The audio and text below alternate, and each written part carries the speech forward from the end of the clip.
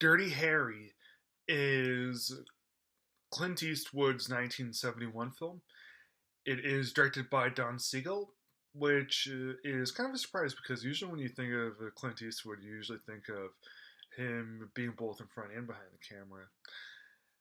But this was in the early 70s, and it wasn't really until just a couple years after this where he started becoming really well known behind the camera because he was already a huge star in front of the camera, but behind the camera, yeah, it took just a couple years after Dirty Harry.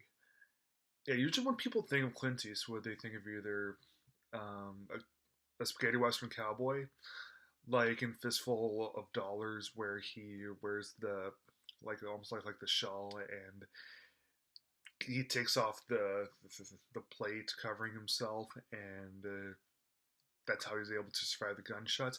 You usually think of either that, or you usually think of Dirty Harry, where he says, "Make my day, punk.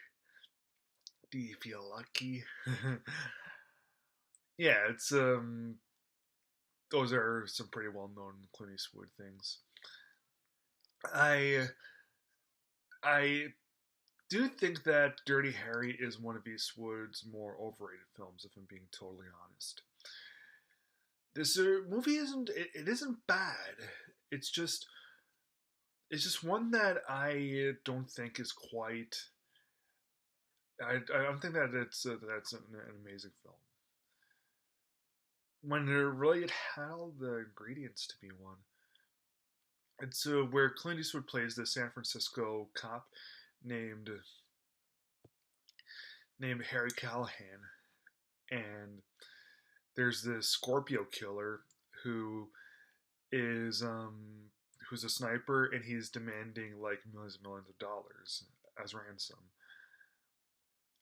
And the way that the movie happens, like you have all these long takes. Well, not maybe that's not the right phrase, but with all these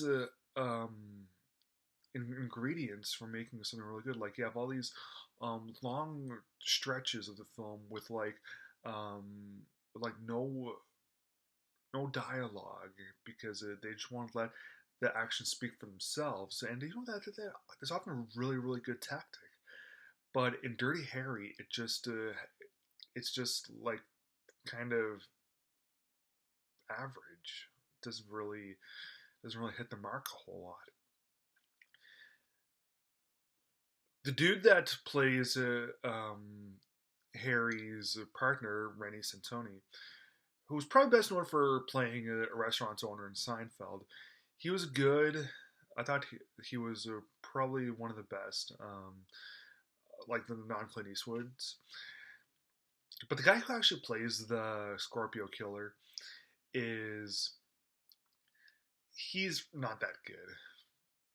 Like he's like I thought that if they would have had okay, he's a pretty brutal character, but if they would have had someone more macho in the role, someone more that having more of an intimidating look to himself, I thought that it would have been a little bit of a better shot because this guy right here, he is pretty brutal and menacing, but it just seemed as though Eastwood would have had a very easy time ripping this guy apart with his bare hands.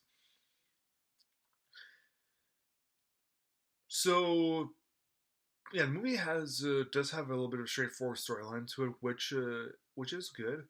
But I don't know. I was just expecting something even better, something really far out, totally awesome.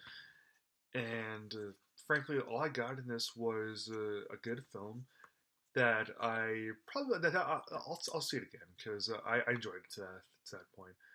But it's not as good as another Eastwood film like obviously Unforgiven or even Changeling or some of the Dirty Harry sequels. So I'm going to give Dirty Harry from 1971 3 stars out of 4.